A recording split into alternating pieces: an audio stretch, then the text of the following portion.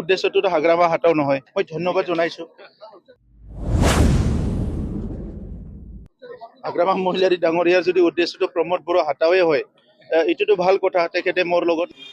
खुलुमबाय रायजोफोर फिथांखि blog YouTube चेनेलाव रायजो राजा बयखौबो बरायनानै लाग्रोनाय जाबाय रायजोफोर आङो मिथिगौ पलिटिक्सनि भिडिअ हगारोब्ला गोबांथार गेसाव गोफोन कमेन्टसा फैयो दा जाय मानसिनि गोसोआ गाज्रि बिनि कमेन्टआ अरायसम गाज्रियानोखा आरो आङो नुनो मोनदों बिपिएफ पार्टिनि माखासे सापर्टार्सफ्रा अरायसम गाज्रि कमेन्टखौल' होखायो बिसोरनि गोसोआ जेरैबायदि कमेन्ट बेबायदिनो गाज्रिखा अरायसम गेसावानोखा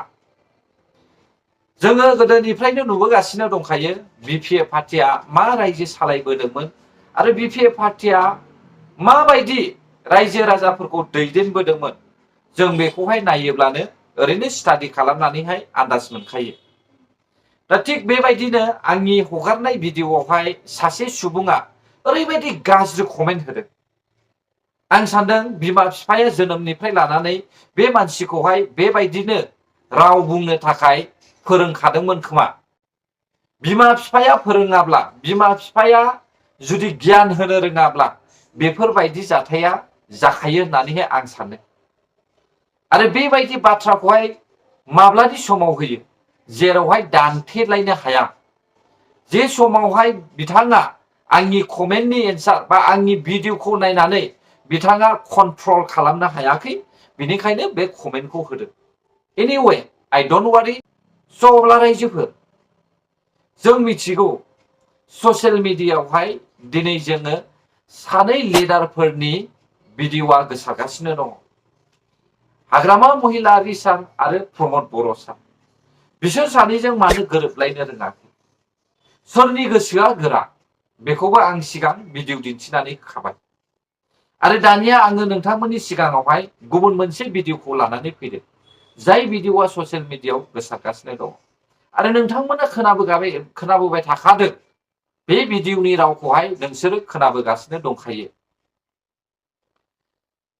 बिटिसि आवहाय बिपिएफ पार्टिया जेननायनिफ्रायनो हाग्रामा महिलारी सारा प्रमोद बर' सारखौहाय थांखिनानैहाय ससियेल मिडियानि सिगाङावहाय स्टेजआव गसंनानैहाय गोबांथार गाज्रि गाज्रि सोंखारिनाय बाथ्राफोरखौहाय नोंथांमोना साफ्रोमबो खोनाखादों दा थेवबो प्रमोद बर' सारा हाग्रामा महिलारी सारखौहाय माब्लाबाबो गाज्रि रावजोंहाय सोंखारिफेराखै नाथाय हाग्रामा महिलारी सारा गनायजाथावै बाथ्राफोरखौबो बुंबोदों बे बाथ्राखौहाय नोंसोरो साफ्रोमबो मिथिगौ जेसेबां सैसोदों एसेबांनो देरहाबोदों जेसेबां नासयजादों एसेबांनो देरहाबोदों जों बेखौहाय नुखादों थिग बेबायदिनो हाग्रामा महिलारी सारा जेब्लायबो प्रमोद बर' हाथाव बिटिसि बासाव होननानै बुंदों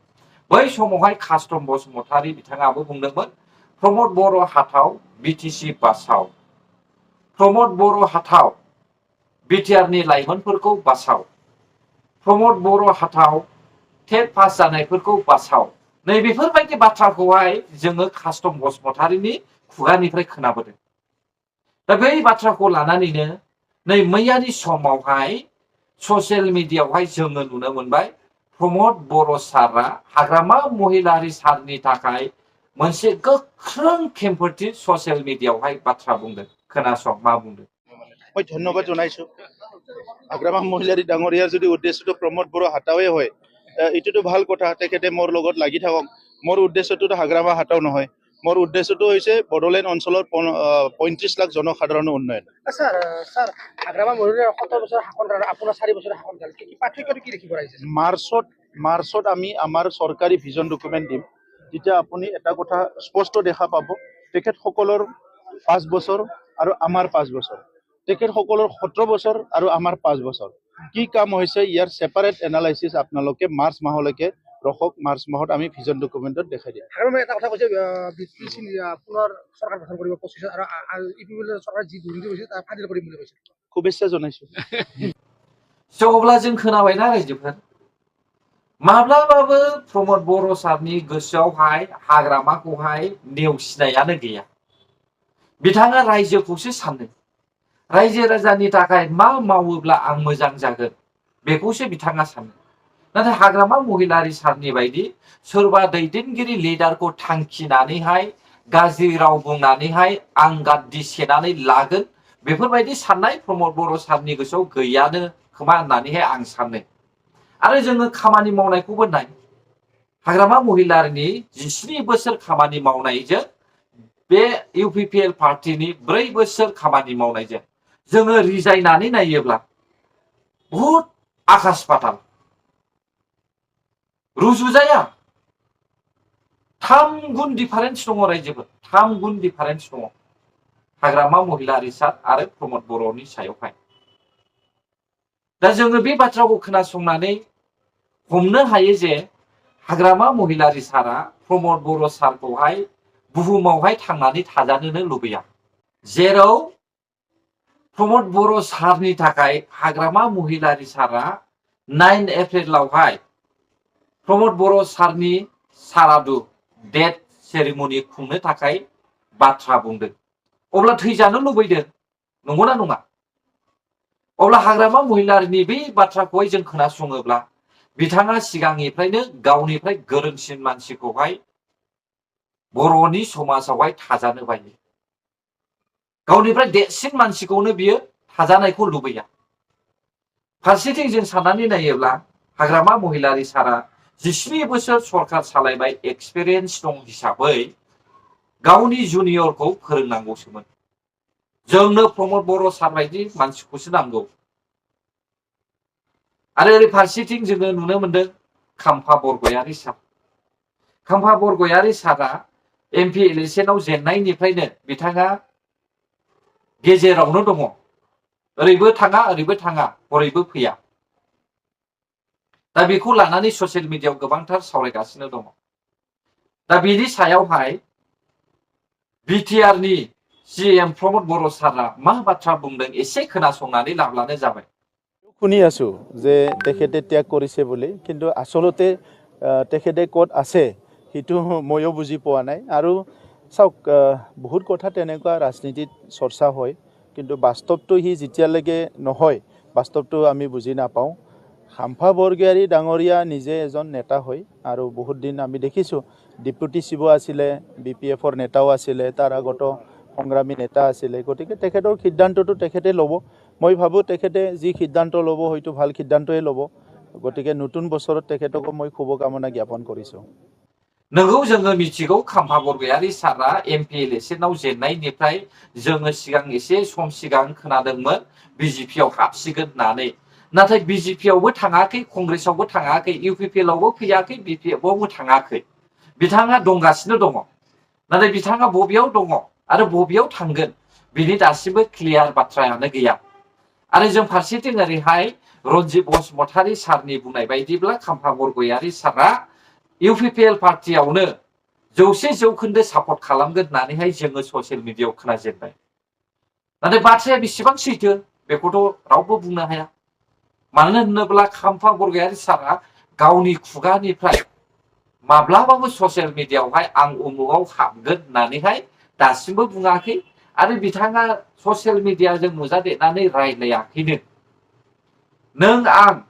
रायजो राजा आरो माखासे दैदेनगिरिफ्रासो आन्दाजै खोथाखौ बुंगासिनो दङ। हयथ' जानो हागौ खाम्फा बरगयारि सारा इउपिपिएलआवनो जगदान खालामगोन खोमा, जेरैहाय चन्दन ब्रह्म सारा इउपिपिएलआवहाय थाफानानै खामानि मावदों। बेनिखायनो आं बुंदों बेकग्राउन्डनिफ्राय फैनाय, बिपिएफ पार्टिनिफ्राय फैनाय बिसोरखौहाय इउपिपिएलआवनो लाथारनांगौ होननानैबो आं साना रायजोफोर। फैयोब्ला ला, फैयाब्ला गावसिनि गोसो। बेखौ जबरदस्ति खालामोब्ला बदनामसो जागोन। बरायदोंसो होननानै बुंगोन, बमब्रायदोंसो होननानै बुंगोन। बेनिखायनो बिसोरो जुदि आखाइ हमफैनो गोसोब्ला हमफैनो हो, आरो हमफैनो गोसो गैयाब्ला थांनो हो। जुदि बर'नि दैदेनगिरिफ्रा बर' हारिखौ मोजां मोनोब्ला बर'नि पार्टियाव हाबखागोन। आरो बर'नि पार्टिखौहाय जुदि मोजां मोनाखैब्ला, बर' रायजो राजाफोरनि थाखाय खामानि मावनो होननानै सानाखैब्ला बियो गुबुन पार्टियाव हाबगोन। बिपिएफआवनो जा, इउपिपिएलआवनो जा। दा आं बेखौनो बुंदों खाम्फा बरगयारि साराबो BPF नि बेकग्राउन्डनिफ्राय बिश्वजित दैमारि साराबो BPF नि बेकग्राउन्डनिफ्राय साननैसो सिगां आं मोनसे भिडिअ हगारदों बिश्वजित दैमारि सारखौहाय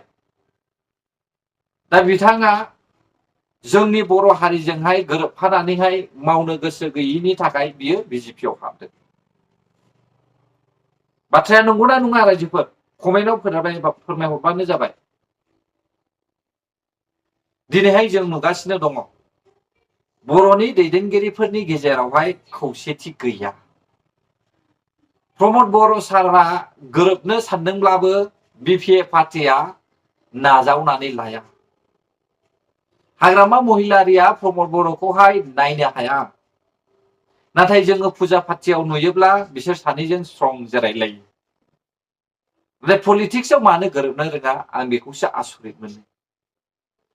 दा जोङो क्लियारलि बाथ्राखौ खोनाखाबाय 2025 मायथाइनि जे फैबाय थानाय BTC इलेक्शन बिसिमहालागै हाग्रामा महिलारि सारा जुजिनो हागौ बिनि उनावहाय आरोबाव देरहाबावलाब्ला हाग्रामा महिलारि सारा माब्लाबाबो जुजिलाबो जानो हागौ रायजोफोर दानिया फैदो जोङो ओरैहाय दिफेन बर' सारनि बुंनाय बाथ्राफोरखौहाय नोंथांमोना खोनाखाबाय आं बेखौ हगारथ'ला दा जों दिफेन बर' सारा मा बुंदों बेखौ मिथिखागौ बिथाङा फोरमायनाय बायदिब्ला BTR नि दफाफोरखौहाय मावफुंनि थाखाय आसामनि सुथुर जानानै बा आसामनि एगेन्स्ट जानानैहाय नैबे बोहैथि दाननि 8 अक्ट' खालार खालि सोमावसारगोन होननानैहाय जोङो खोनानो मोनदों नंगौ आसाम गभर्नमेन्टआ बर'नि दफाफोरखौहाय मावफुंनानै होआखै बर'नि दैदेनगिरिफोरनि खोथाखौ खोनासङाखै बिसोरो बर' हारिखौहाय गोदोनिफ्रायनो नासयबोगासिनो दङ दिनैबो बिसोरो जोंनि बर' हारिफोरखौहाय नायनो बायो दासिमबो मुगैयो बिसोरो बै समाव जेरैबायदि बर'खौहाय नासयदोंमोन बेबायदिनो खालामफिननो बिसोरो थांखि लायो नङाब्ला मानोथो 4 बोसोरसिमहालागै जि सेन्ट्रेल गभर्नमेन्टआ खानानै होखाबाय जाय दफाखौहाय मावफुंनो थाखाय एकर्ड खालामनानै होखाबाय बेखौ मानो मावफुङाखै